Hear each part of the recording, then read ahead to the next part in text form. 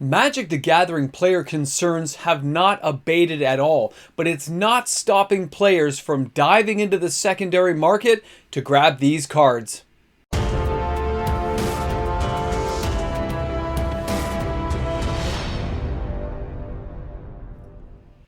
The secondary market is a very scary place right now.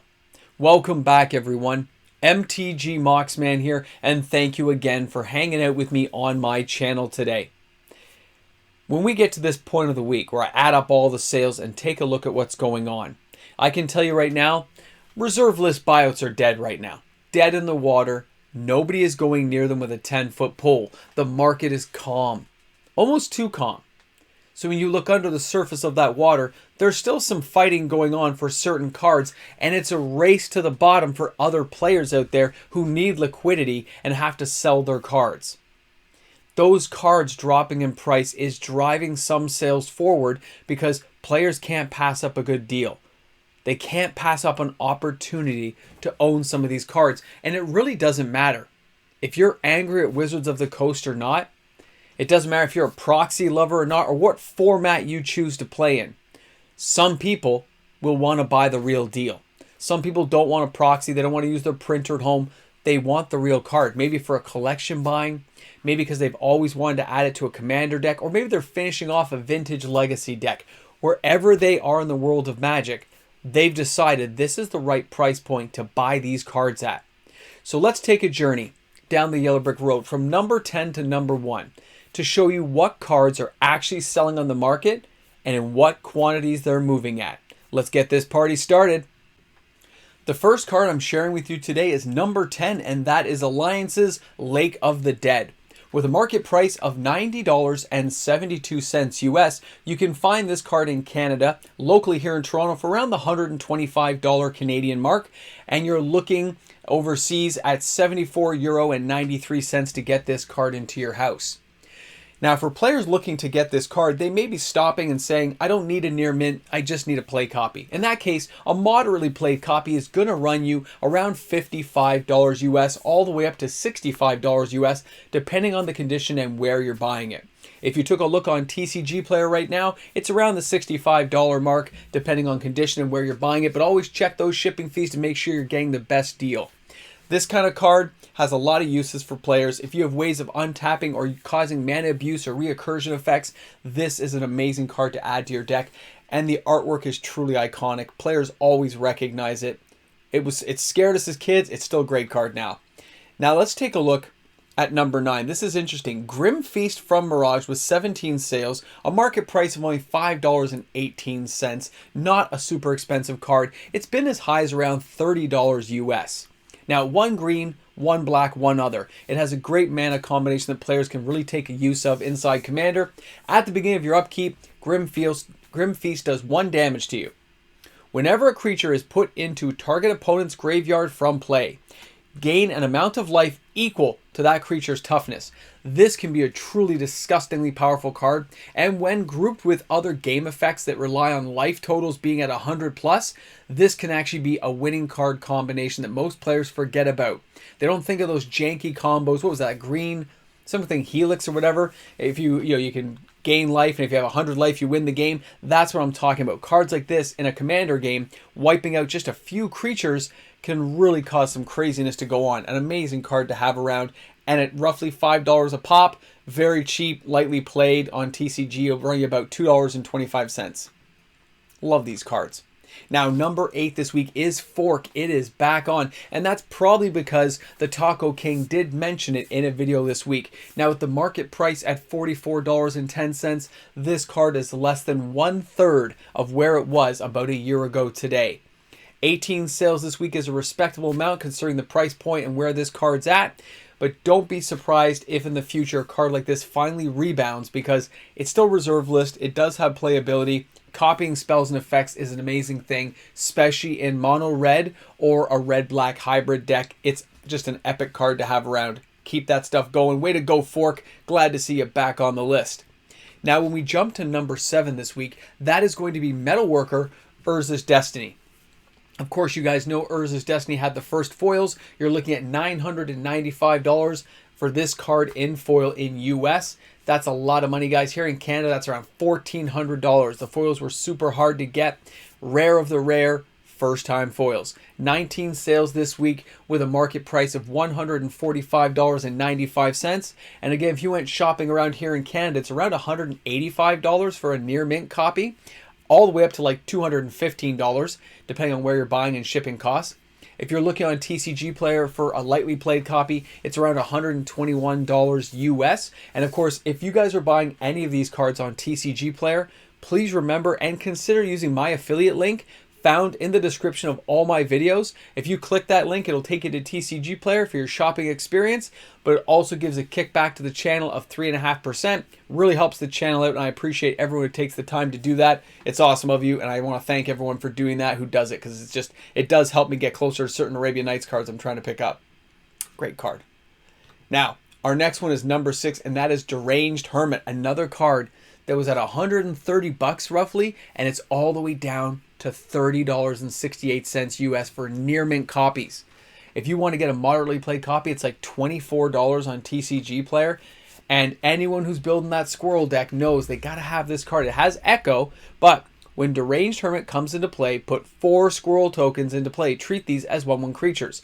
I've seen people unsummon and recast this thing like 6-7 times in a turn and put like 20 squirrels onto the battlefield, and they get all these crazy pluses, and yeah. It's a squirrel army coming to get you. They're coming to get your nut, man. Get used to that stuff, guys. Squirrels aren't done yet.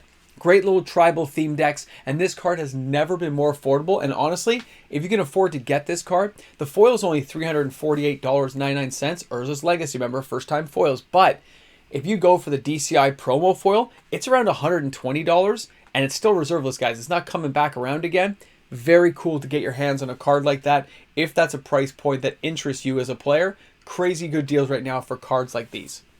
Number 5 is Righteous War, and that is from Visions. 23 sales this week, market price of $4.05. I have mentioned this card before, and for good reason for those who haven't seen this card. 1 black, 1 white, 1 other generic enchantment. All white creatures you control gain protection from black. All black creatures you control gain protection from white. That is an amazing game ability. In a multicolored deck, you are dealing massive amounts of trouble to players who are playing these color decks, and they have to deal with this Righteous War enchantment. And if you have ways of recursion or bringing it back, dredging it, all the litany of ways of getting cards back nowadays, this is something that can't be underestimated. And for the low price of $4, that's what I'm talking about. Cards like this that nobody see coming can just make your day. That even if you only get this thing off one time, it makes the whole gaming experience and spending the $4 totally worth it. Now, our next card is Liege of Hollows. Market price is $5.48 US. Again, totally fallen down. This thing was over $40. We're talking down to $5, man. Remember that thing, $5, $5 for like pizza? That's where we're at. Now, Liege of Hollows. There's a good reason I'm mentioning this card. It's a 3/4 for 4. But if Liege of Hollows is put into any graveyard from play, each player may pay any amount of mana and put that many squirrel tokens into play. Treat them as 1/1 green creatures. Now, if you make sure your opponents are tapped out and you have a way of nuking the battlefield or killing this creature off or sacrificing it to City of Shadows, which is what I do, and then if your City of Shadows happens to have like 20, 30, 40 mana, and you can untap it with other spell effects, and you can get like 40, 50 squirrels, and then get an extra attack phase, yeah. You can do some crazy stuff with this card when used properly. I've done it a couple times now. And again, spending $5 to buy this card, I bought a moderately played version in Canada here for $5. Playing this Weatherlight card was so much fun making this happen. And no, I didn't have an actual squirrel deck. I just had a massive amount of mana that I could dump into it. And then taking the extra turn was easy. And then next thing you know, the guy, they gave up. It was fun. It was a very fun card and so cheap. Now, the next card is, of course, Plateau. Another reserveless card, and of course, a dual land making the list again. 29 sales this week with a market price of $329.34. I did mention this week in the Card Watch video because the sales are upticking a bit, but with the price dipping on this card, it's the lowest priced reserveless card, reserveless dual land right now. That's really causing people to kind of say, you know what?